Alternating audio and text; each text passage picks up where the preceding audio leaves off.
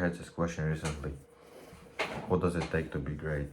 You know, just how much dedication does it take? Is it talent, or is it, hard work? Or it's a genuine question I'm asking now. What does it take to be great? If you really put your soul into something, how much will it cost you? How much will it take? Even if not years, how many decades it's going to take? What is the cost of greatness? I'm just, your relationships, your maybe family, your time. What's more, your knowledge, your life, basically. So,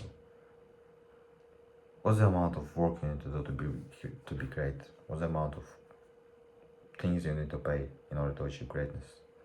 It's a genuine question I'm asking now. I had it on my mind recently. So, what does it take, just as a whole?